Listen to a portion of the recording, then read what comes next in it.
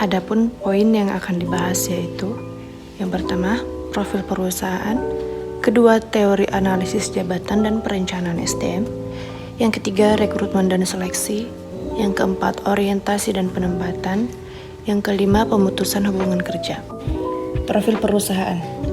Miraset Sekuritas Indonesia merupakan salah satu perusahaan sekuritas terkemuka yang telah terdaftar dan diawasi di Otoritas Jasa Keuangan atau OJK. Miraset Sekuritas Indonesia diketahui telah mengakuisisi PT Monas Buana Sekuritas dan izin broker dealer sebelum akhirnya mulai beroperasi sebagai trading sekuritas pada tahun 2003 dan menjadi pelopor online trading saham Indonesia berkat perintisan Home Online Trading System atau HOTS yang menampilkan market data real time kepada seluruh trader investor Indonesia.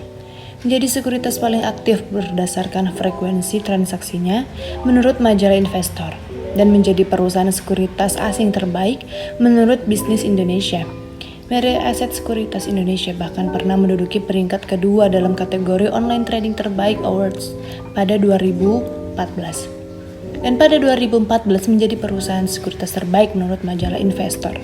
Pada 2016 menempati urutan keempat dan kedua untuk nilai transaksi keseluruhan. Kemudian transaksi pada pasar reguler dan pasar tunai pada tahun 2017 menjadi anggota Bursa Efek Favorit berdasarkan pilihan pengunjung Investival pada 2017 dan masih banyak lagi.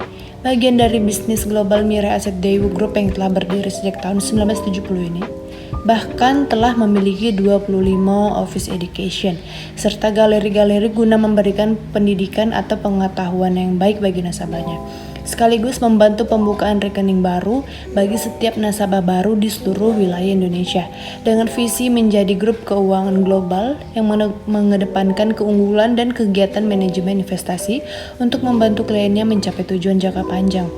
Miraset akan terus memegang teguh 4 prinsip investasi dengan perspektif jangka panjang, menilai risiko investasi dengan hasil yang diharapkan, dan menghargai pendekatan berbasis tim dalam pengambilan keputusan. Teori analisis jabatan dan perencanaan SDM. Menurut Herman Sofyadi dan Dewi Hanggreni, analisis jabatan atau pekerjaan atau job analysis sebagai dari MSDM dalam suatu organisasi merupakan suatu penentuan dari isi suatu jabatan yang meliputi tugas, tanggung jawab, dan hubungan dengan jabatan lain dalam organisasi, serta persyaratan yang dibutuhkan agar seseorang mampu melaksanakan tugas pekerjaan dalam jabatan yang diembannya dengan baik. Melalui analisis jabatan akan diperoleh berbagai ukuran yang merupakan dasar bagi kegiatan-kegiatan dalam fungsi manajemen lainnya. Analisis jabatan diperlukan untuk mengumpulkan informasi-informasi guna menyusun deskripsi pekerjaan, spesifikasi pekerjaan, dan evaluasi pekerjaan. Tujuan analisis jabatan. Yang pertama, menetapkan spesifikasi karyawan, yaitu dengan analisis jabatan, maka dapat dimiliki persyaratan kepegawaian dan juga dapat diberikan pengertian mengenai tugas yang terkandung dalam suatu jabatan, serta persyaratan yang harus dipenuhi oleh setiap orang yang menduduki suatu jabatan agar pekerjaan terlaksana dan berhasil. Yang kedua, menentukan kebutuhan pelatihan, yaitu dengan menggunakan hasil analisis jabatan, maka dapat diketahui kemampuan maupun keahlian apa yang dibutuhkan karyawan, sehingga dapat ditentukan program pelatihan yang sesuai dengan kebutuhan karyawan tersebut dalam membantu pelaksanaan pekerjaannya. Yang ketiga, menentukan peringkat, yaitu dengan analisis jabatan, maka dapat diketahui bobot dari suatu jabatan, sehingga dapat dinilai dan dibandingkan antara jabatan yang satu dengan jabatan yang lainnya, dan dapat disusun peringkat jabatan dalam organisasi. Yang keempat, mengembangkan metode, yaitu dengan analisis jabatan, dapat dilakukan perbaikan terhadap metode kerja dalam suatu jabatan. Rekrutmen dan seleksi.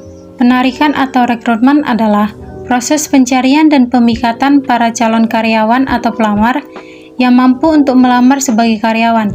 Menurut Handoko tahun 2001 ayat 69. Perekrutan adalah proses pengumpulan sejumlah pelamar yang berkualitas dan bagus untuk pekerjaan di dalam organisasi. Menurut Meadows and Jackson tahun 2002 ayat 273. Menurut Kamus Ensiklopedi, rekrutmen atau pencarian calon pegawai atau suatu proses dalam pengadaan pegawai-pegawai, rekrutmen adalah suatu cara untuk memperoleh pelamar pekerjaan sebanyak mungkin dan mendapatkan calon-calon yang cakap serta tepat guna menduduki suatu jabatan. Sedangkan seleksi merupakan proses pemilihan individu-individu yang memiliki kualifikasi yang relevan untuk mengisi dalam suatu organisasi. Menurut Meadows and Jackson tahun 2002 ayat 305. Menurut William B. Wider Jr. and Kate Davids tahun 1996 ayat 114, seleksi merupakan serangkaian langkah tertentu untuk memilih calon-calon pegawai yang dikerjakan. Perekrutan dan seleksi PT Mirae Asset ini dilakukan dengan beberapa cara, antara lain 1. Membuka kembali dokumen-dokumen pelamar yang pernah masuk ke bagian personalia dan di perekrutan terbuka dengan memasang iklan di media cetak. Nomor 2. Sesuaikan dengan lowongan yang ada.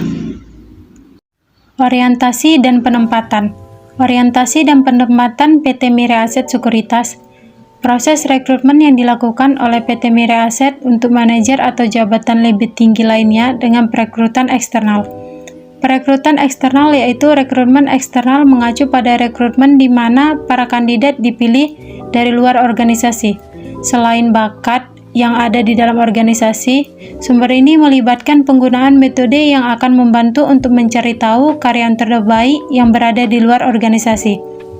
Namun ini adalah tugas yang sulit, tetapi memiliki dampak yang sangat positif dibandingkan dengan perekrutan internal.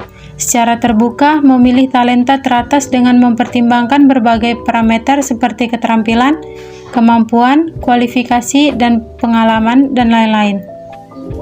Pemutusan hubungan kerja.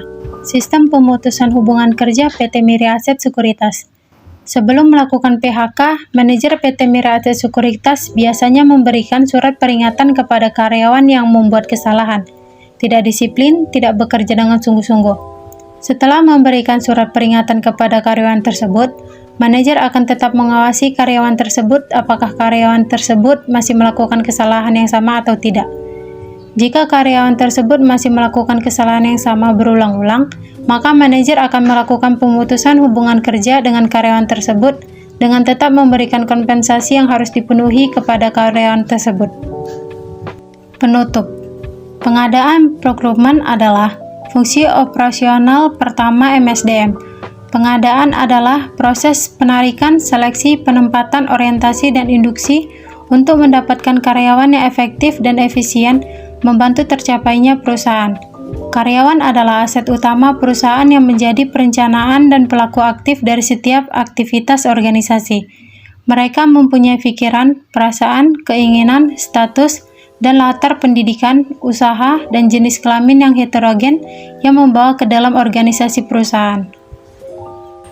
Sekian presentasi dari kami, lebih kurangnya kami mohon maaf. Assalamualaikum warahmatullahi wabarakatuh.